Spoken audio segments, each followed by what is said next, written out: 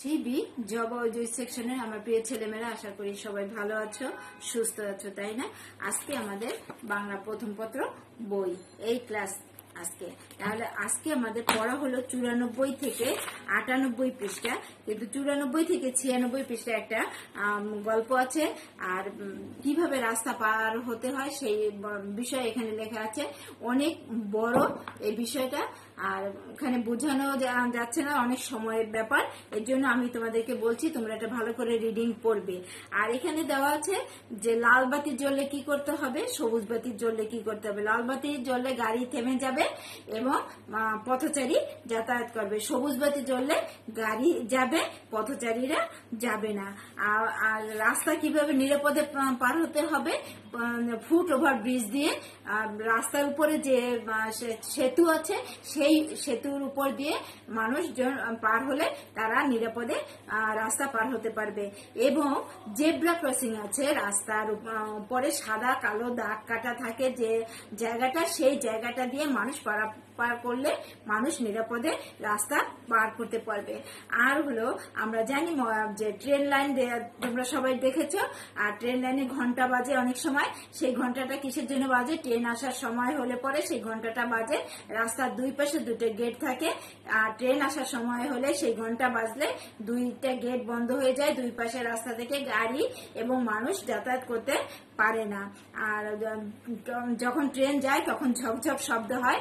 আর এই ট্রেন যখন চলাচল করে তখন মানুষ কিন্তু সেই রাস্তা পার হতে পারে না।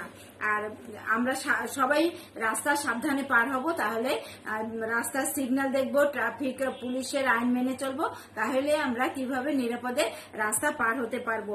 আর এখানে শব্দার্থ আছে, শূন্যস্থান আছে, সেগুলি তোমরা পড়বে। শব্দার্থগুলি আমি বলে দিচ্ছি।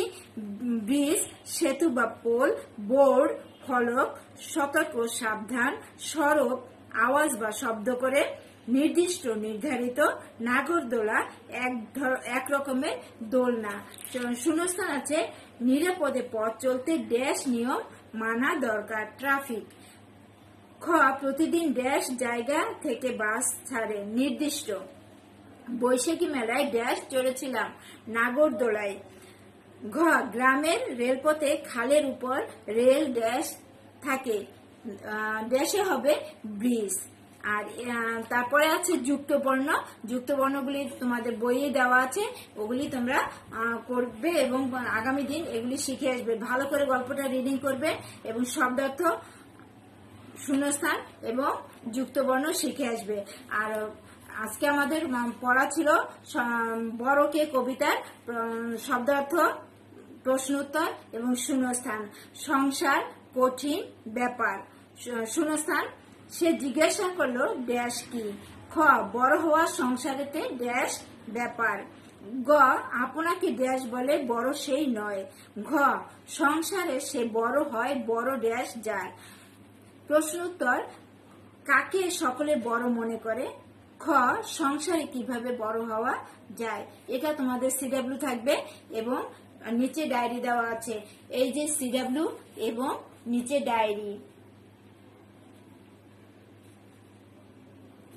এটা তোমরা ভালো করে শিখবে এবং সিডব্লিউ করবে। তাহলে আজকে এই পর্যন্ত। তোমরা ভালো থাকো, সুস্থ থাকো, বাই।